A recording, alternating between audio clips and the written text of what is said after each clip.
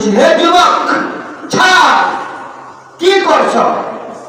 কানকে মনে দিচ্ছ, কান তো তোমার না। চক্ষুকে মনে দিচ্ছ, চক্ষু তোমার না। হাতকে তুমি ব্যবহার করছো, হাত তোমার না। পাকে ব্যবহার করছো তোমার জন্য, আসলে পা তোমার না, সব তোমার বিরুদ্ধে।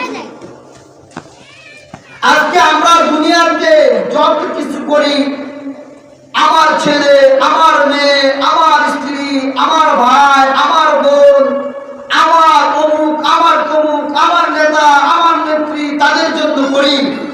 আসলে আপনি চিন্তা করে দেখেন, আমার বলতে কিছুই নেই। কে বলে? আমি বলি।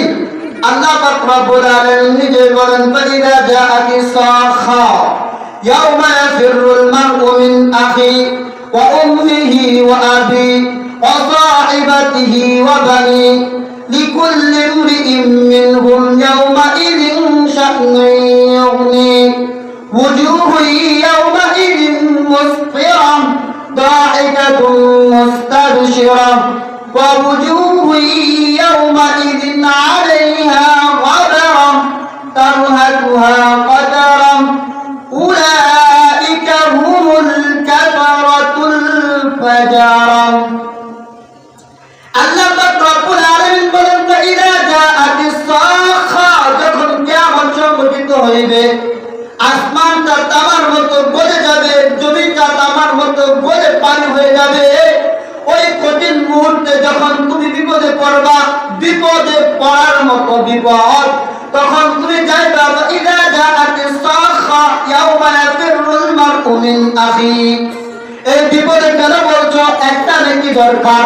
মাকে বলবা, যেই মা নিজে না খাইয়া সন্তানকে খাওয়ায়, নিজে শীতের মধ্যে ল্যাপ না গায়ে দিয়ে সন্তানকে গায়ে দেয়, নিজে সন্তানের প্রস্রাবের মধ্যে শুয়া সন্তানকে বুকের উপর শোয়ায়, এমন মা কাল কিয়ামতের মধ্যে বলবে, কিয়ামতের ময়দানে বলবে, ফাইদা জাআতিস সাখা ইয়াওমা ইয়াফিরুল মার'উ মিন আখি ওয়া উম্মিহি ওয়া আবি। ভাই বলবে, আমার ভাই বলতে দুনিয়াতে কেউ ছিল আমি চিনি না। যে মা সবকিছু করতে পারে সন্তানের জন্য, ওই মা বলবে, আমার সন্তান বলতে আমি কাউকে চিনি না। ফাইদা জাআতিস সাখা ইয়াওমা ইয়াফিরুল মার'উ মিন আখি ওয়া উম্মিহি ওয়া আবি ওয়া সাহিবাতিহি ওয়া বানি। আজকে যে বন্ধু বান্ধবের জন্য তুমি অন্যায় করছো, গুনাহ করছো, যে স্ত্রীর জন্য তুমি হারাম খাচ্ছ, তুমি হারাম পথে চলছো, তুমি হারাম উপার্জন করছো, কাল কিয়ামতের ময়দানে যখন স্ত্রীর কাছে যাইবে, স্ত্রী বলবে, আমার দুনিয়াতে কোন স্বামী ছিল বলতে আমি চিনি না। অর্থাৎ তুমি হারাম খাইছো, তুমি করো। স্ত্রীও তোমাকে সহযোগিতা করবে না, বাবাও তোমার জন্য সহযোগিতা করবে না, মাও তোমার জন্য সহযোগিতা করবে না, ভাইও তোমার জন্য সহযোগিতা করবে না।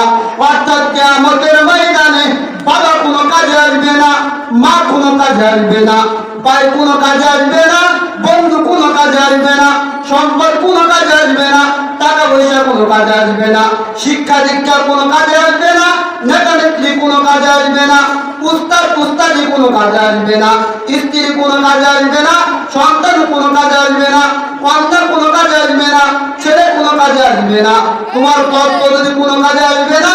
অর্থাৎ তোমার জন্য একমাত্র কাজে দিবে বা তোমার পক্ষে সাক্ষী দিবে তোমার নেক আমল।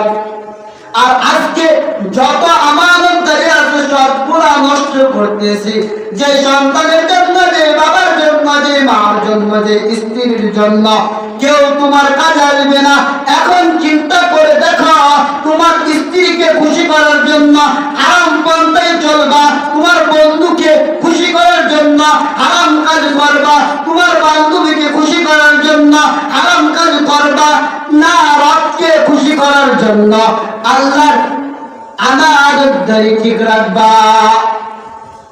আপনার যেটা ভালো লাগে, যদি মনে করেন যে আমানতদারি ঠিক রাখা দরকার, অনুরোধ করে বলবো, ক্ষমা চেয়ে বলবো, আমার বৃদ্ধা বাবাদেরকে বলবো, যুবতী বন্ধুদেরকে বলবো, যুবক ভাইদেরকে বলবো, আমার প্রাণ প্রিয় বন্ধুদেরকে বলবো, গুনাহ ছেড়ে দাও, অঙ্গ প্রত্যঙ্গের গুনাহ ছেড়ে দাও, দুনিয়ার মহাব্বত ছেড়ে দাও, বন্ধুর মহাব্বত ছেড়ে দাও, বাবা-মার মহাব্বত ছেড়ে দাও, ভাই বোনের মহাব্বত ছেড়ে দাও, বন্ধু বান্ধবের মহাব্বত ছেড়ে দাও। তুমি নিজেকে মহাব্বত করো। নিজেকে মহাব্বত কখন করা হবে? আমানতদারি ঠিক রেখে না আমানতদারি বন্ধ করে? কোনটা আপনি নিজে চিন্তা করেন এবং তার অনুযায়ী চলেন। আপনার অন্তরের কাছে প্রশ্ন করবেন, আপনার অন্তরে যদি রাইতে আমানতের খেয়ালত করো তাহলে আপনি করেন, আমার কোনো অসুবিধা নাই। আর যদি বলে না আমানতের আর কতদিন খাওয়াইবা, আর কতদিন আমানতের খেয়ালত করবা, অনুরোধ করে বলবো আমানতদের ঠিক রাখো।